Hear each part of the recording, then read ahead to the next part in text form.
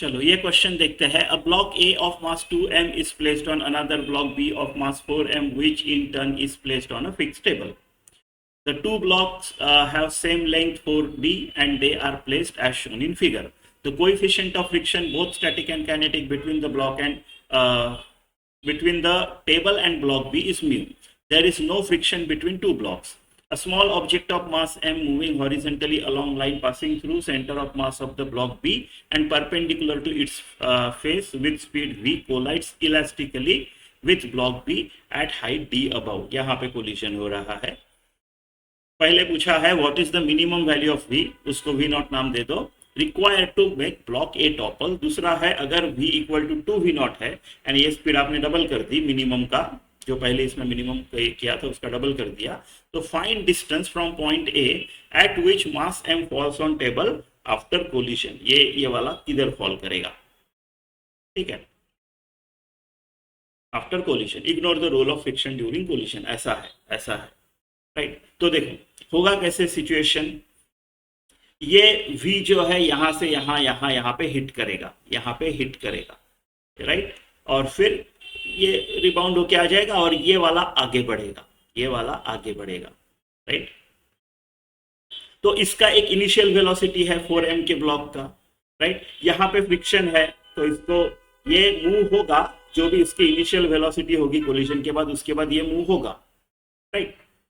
और उसको friction oppose करेगा, इसके लिए वो कहीं तो जाके रुक जाएगा. अगर ये ब्लॉक ए को टॉपल करना है, राइट, तो ये जो ब्लॉक 4m है इसको यहां तक तो पहुंचना पड़ेगा, सेंटर तक के.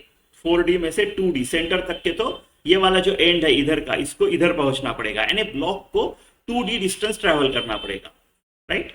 उससे a टॉपल हो जाएगा. कैसे?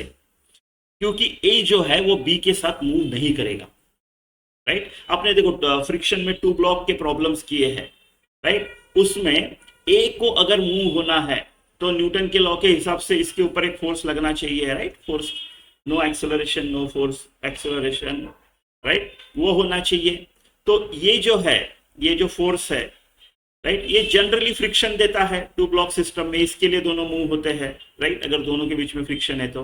लेकिन अगर दोनों के बीच में फ्रिक्शन नहीं है, राइट, तो ये अपनी जगह पे ही रहेगा, और ये नीचे से ऐसा स्लाइड होगा, ठीक है. तो ये A जो है वो B के साथ मूव नहीं होगा, B अकेला ऐसा नीचे स्लिप होगा, A के नीचे स्लाइड होगा, ऐसा उसको फ्रिक्शन अपोज करेगा. तो जैसे ही वो d/2 डिस्टेंस कवर करता है A टॉपल हो जाएगा. यानी अपनी रिक्वायरमेंट है कि B ने जो है 2d distance, sorry 2d not d/2, 2d distance travel करेगा तो अपना काम हो जाएगा, ठीक है. तो उसको फ्रिक्शन अपोज कर रहा है, यानी ये मिनिमम वेलोसिटी इतनी होनी चाहिए कि फ्रिक्शन के अपोजिशन के बावजूद ये 2d पहुंच जाए.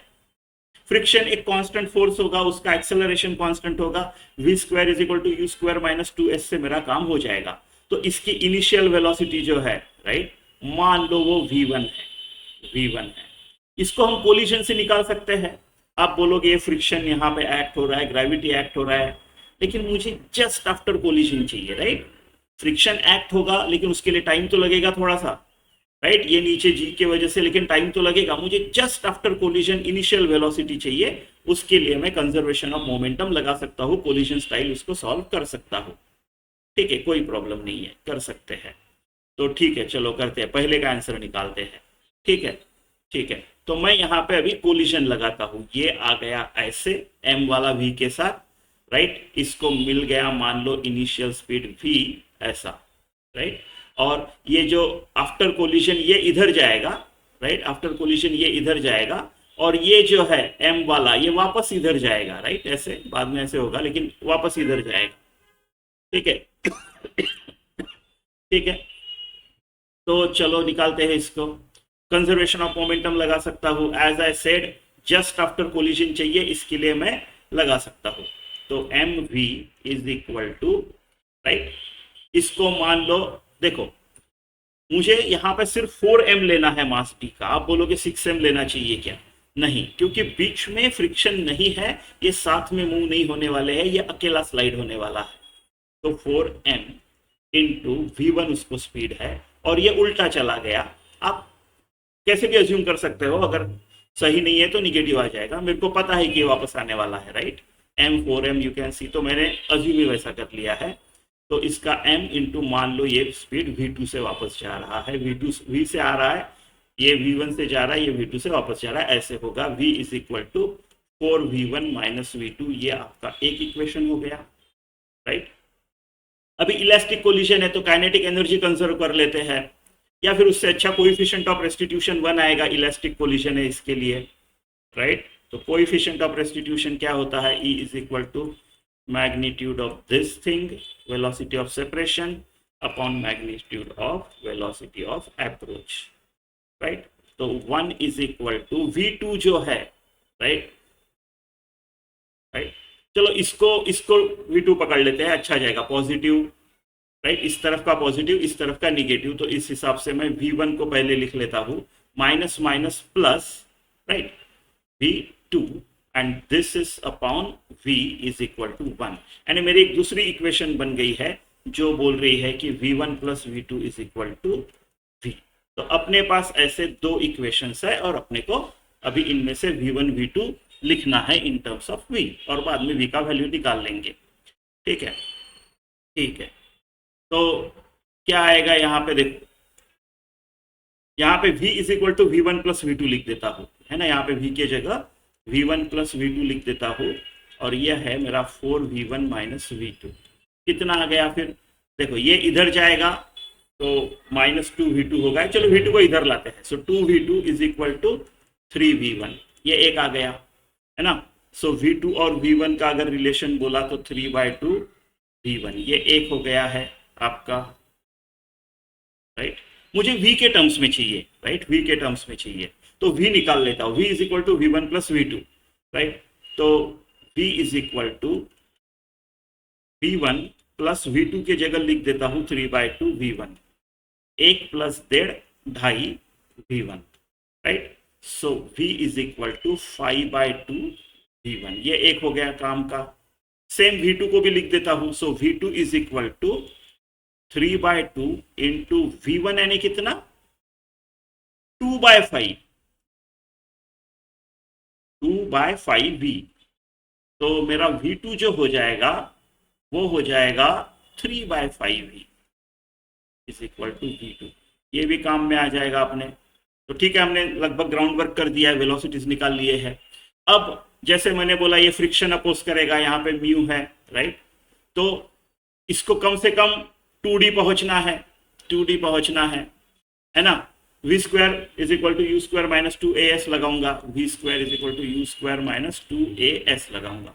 v भाई यहाँ पे 0 हो गया तो चलो, बट लेकिन कम से कम यहाँ तक पहुंचो, हमको मिनिमम निकालना है, तो v 0 हुआ तो चलेगा, स्टॉपिंग अपना यू स्क्वायर, राइट, यू यानी मेरा v1 in this case, 4m की ब्लॉक का ये v1 कितना है, v के टर्म्स में लिखता हूँ, v1 जो है मेरा v1 का स्क्वायर इज इक्वल टू, अच्छा ठीक है, v1 का स्क्वायर ही लिखता हूँ, -2 इंटू, अच्छा फ्रिक्शन का एक्सेलरेशन डिसेलरेशन देखना पड़ेगा, है ना, इंटू s यानी 2d। चलो फ्रिक्शन देखते हैं, फ्रिक्शन कितना आएगा, म्यू n, यहाँ पे n कितना आएगा 6mg, राइट।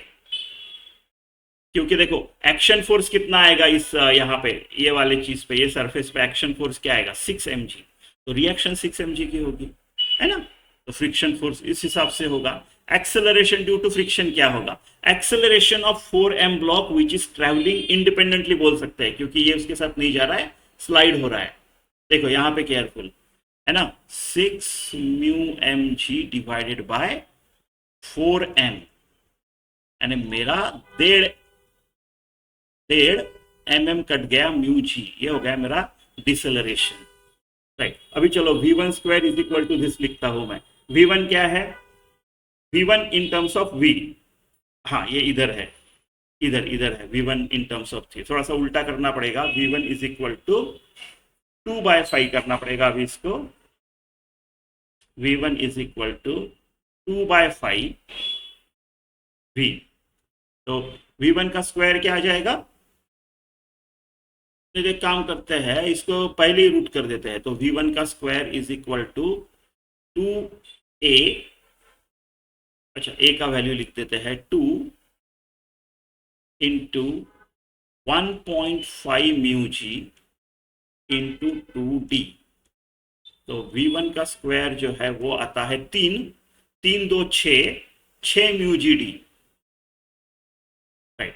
अब लिखते हैं v के टर्म्स में, राइट। तो v1 जो है वो है root of 6 mu G D, right. v1 क्या होता है, वो होता है 2/5v is equal to root 6 mu ji D. तो मेरा जो v आता है वो आता है, राइट, वो आता है 5/2, इधर जाके 5 होगा, इधर जाके 2 होगा, 5/2 रूट 6 म्यू जी डी।